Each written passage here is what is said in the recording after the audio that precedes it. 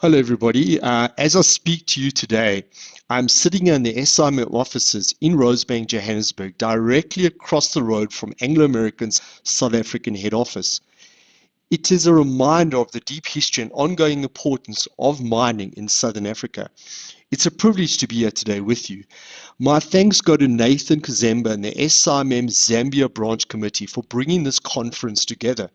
What you've created here is more than an event. It is a platform for connection, collaboration, and progress across our industry. And importantly, it is through platforms like this that we begin to shape the future of our industry. I'm just going to bring up my presentation now and share it.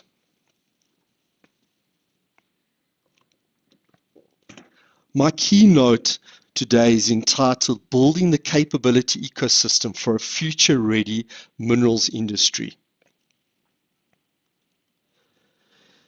It is particularly meaningful to be here in Zambia, where mining is not just an industry, but a foundation of the economy and society.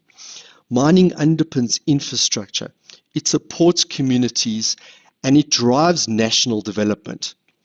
In many ways, the future trajectory of Zambia is closely linked to the strength and sustainability of its mining sector. Zambia is globally recognized for its copper, the backbone of its economy, and increasingly for cobalt. These are not just commodities, they are critical minerals for the future. They enable renewable energy systems, electric vehicles, and the grid infrastructures required to support them. So what are we talking about here is not just mining.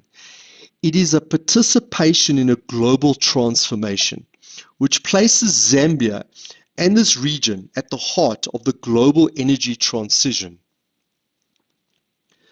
But this opportunity is not Zambia's alone. Across Southern Africa, we have an extraordinary mineral endowment. From copper to PGMs to rare earths, this region is strategically positioned. But no single country will unlock this alone. This requires coordinated regional effort, aligned across countries, institutions, and industry players. So the question is not, do we have the resources? The answer to that is actually very clear. The real question is, do we have the capability to unlock this opportunity? Because resources in the ground do not create value. Capability does. Because the industry is changing, and it is changing rapidly. We are seeing the rise of automation, digital systems, AI, and advanced analytics. We're seeing operations becoming more integrated, linking geology, mining, processing, and logistics into a single operating system. And we are seeing decision-making becoming more data-driven, requiring new ways of thinking and working. So the systems we are now operating are fundamentally different and far more complex than they were even 5 to 10 years ago. And this is critical. This shift is not just changing how we operate, it is changing the level and type of capability required.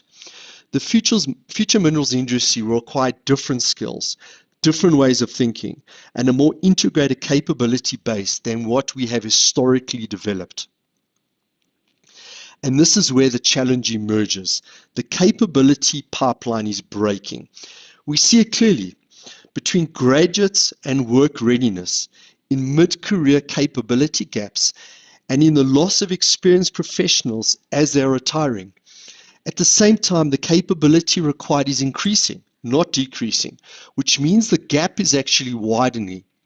And importantly, we need to respond now.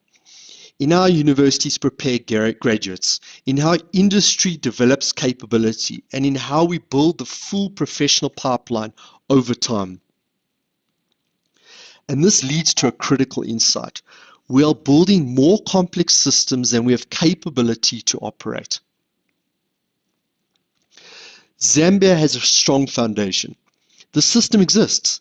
Education, experience, competence, registration, and ongoing professional development.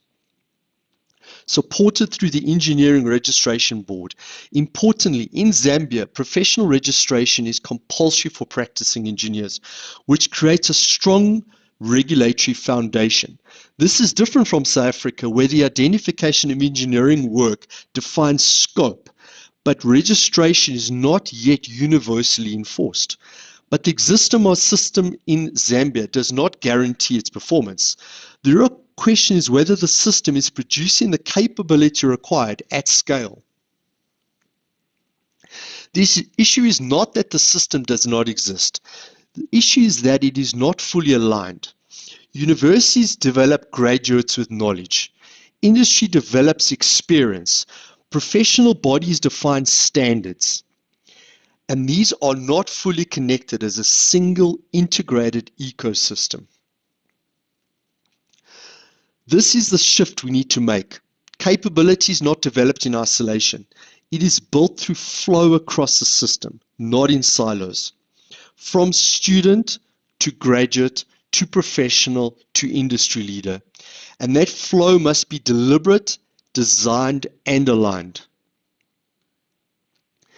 This is why we've built platforms at the SAIMM such as MISA, which brings together industry and academia so that the universities, industry, and professional bodies are working together to actively align the capability pipeline and respond to the changing industry needs, not as separate initiatives, but as a coordinated ecosystem. And this is where the SAIMM plays a critical role, not just as a professional body, but as a neutral platform that connects the ecosystem, a platform for alignment, collaboration, and capability development through technical programs, conferences and events, continuing professional development, and structured knowledge sharing. This now requires action. To industry in Zambia, get involved, support the SAIMM, sponsor, participate. To leaders in the industry, set the expectation in your teams. Capability development is not optional. To young professionals, step forward. Take ownership of your development. You are shaping the future of this industry.